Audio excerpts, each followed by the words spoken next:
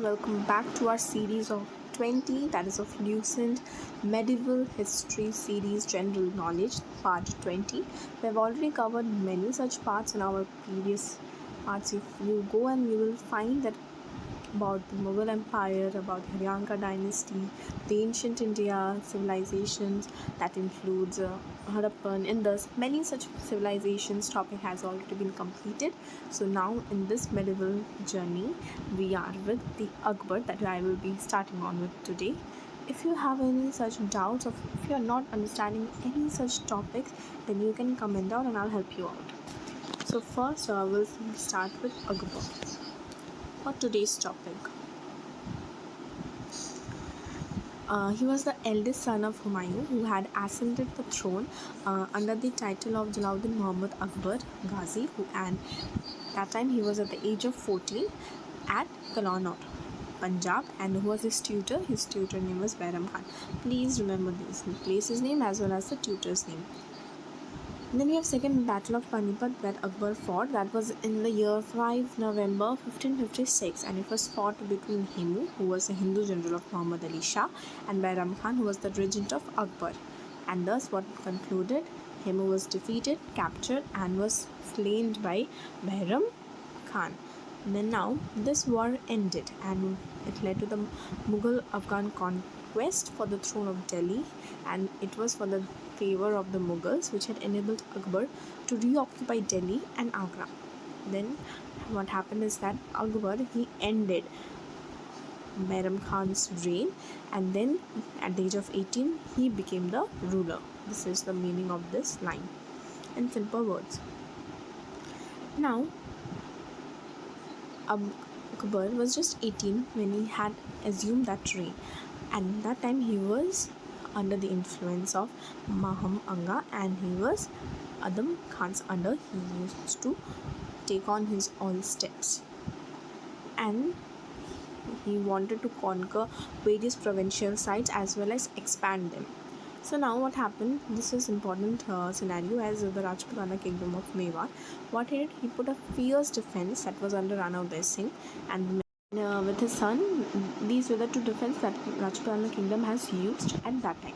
Now what he did, Akbar tried to win over the Rajputas wherever possible, and he also inducted Rajputana kings into Mughal service, and they had also treated them with Mughal nobility. They were part of the Mughal Empire, and then he had married Harakabai, that was the daughter of Bharmal, that he was also the ruler of Ajmer, and this is the year when he got married. Now he had also tried to portray his secular policy with the Hindus through marriage, matrimonial alliances, and then what happened is most of the Rajputana kings, they recognized the supremacy of Akbar except Rana Pratap Singh and his son Amar Singh.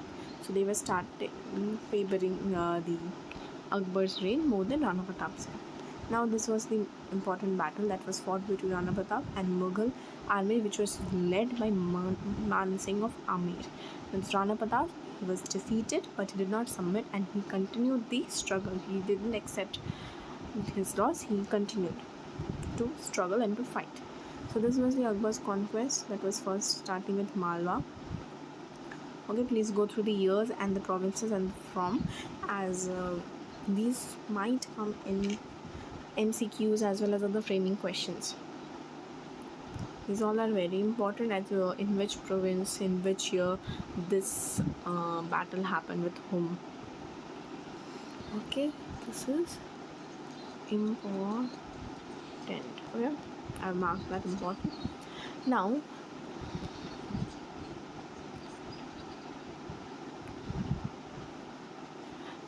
Akbar wanted to bring something which wouldn't violate anyone's religious sacrifices or beliefs.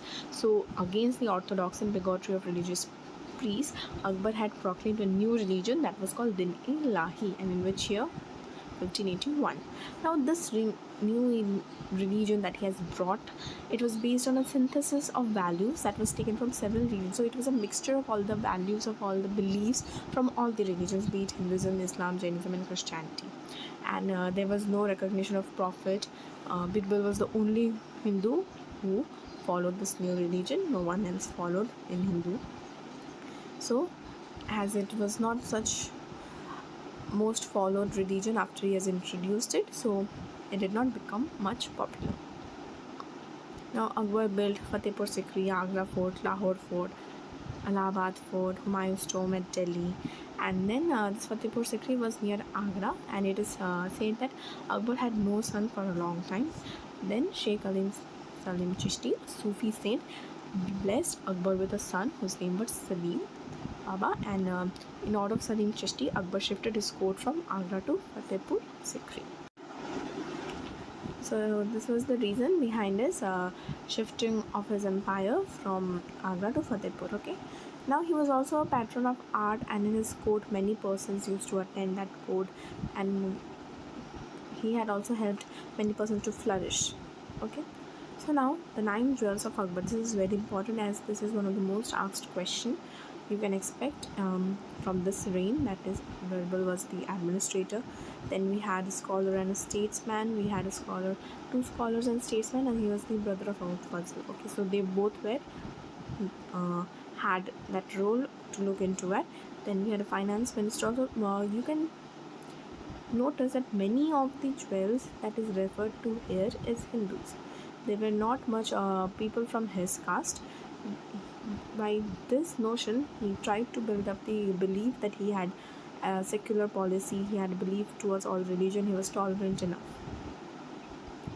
Now also we can say that some of the greatest poets as well as writers used to exist at this time, that was Tulsidas, and who had written the Ramcharitamanas, and this was the end of Akbar's reign. That was, he died and he was buried at Sikandra, which was near Agra. Now he is found that, or he was meant to be called as the real founder of the Mughal Empire in India, because during his reign the empire flourished, it expanded, they won many such conquests against the rulers, and many battles have been fought against him. Still he had conquered, still his expansion was full on. So he was the first ruler who divorced religion from politics. He was secular enough. Now in his reign, Birbal was killed in a battle with the Yusufzai tribe in this year. And Abu Fazl also was murdered by Bir Singh Bundela. And now Akbar gave Mughal India one official language. You can say that he was the patron. He brought this language to India, that was Persian. Now we have Jahangir. Who was he? He was the son of Akbar, and he came to the throne after Akbar's death in 1605, and he issued 12 ordinances. Remember this, who issued ordinances? And 2 also 12, that was Jahangir. Now he was known for his strict administration. He was quite self-determined, he was strict, and he has established a chain of justice. This is his other name, and it was at Agra Fort for the seekers of royal justice. In 1611, he had married Miranonisa, who was a widow of Shiraz Khan, that was a Persian noble of Bengal. Later on, she was the given title of Noor Jahan, and she exercised tremendous influence over the state affairs. She had made it official Pacha Begum. She also issued coins that was jointly in her own name, and you can see this was one of his policies that was done throughout. Now he also married such Hindu rulers' daughters, that was of Marwar and of Gauja princess. And then in 1608, Captain William Hawkins, that was a representative of East India Company, they came to Jahangir's court. He was the one who was given the Mansab of 400, and then Thomas Roe came, who was also the ambassador of King James I of England, and he came to his court. Though Jahangir was not interested in them, he resisted, he was ignoring, still he granted permission to the English to establish a trading port at Surat. Now after this, there was a political reign or a political triumph that took place after Jahangir's reign was ending, or it came to an end with the submission of Rana Amar Singh, that was from Mewar. Then Jahangir captured the strong fort of Kangra, then a part of Ahmednagar was also annexed, then Malik Amber. He also credited back to the Mughal the territory of Balaghat, that was Maharashtra. So his reign had too many revolts, conquests. Then his son was known as Khusro, who received patronage of the 6th Guru, that was Arjan Dev. He also revolted against Jahangir, and then Arjan Dev was later sentenced to death for his blessing to the rebel prince. Okay.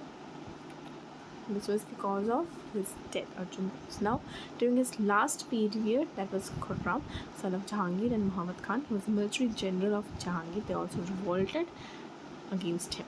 Now, he wrote his memories in this, that was in Persia, and he was buried in Lahore. So this was all about Jahangir and Akbar and about the whole important part of the Mughal administration, as most of these questions come from this section, as they are one of the most important rulers. So this was all for today. If you have any such queries, you can comment down and we'll try to help you out. Take care. See you soon.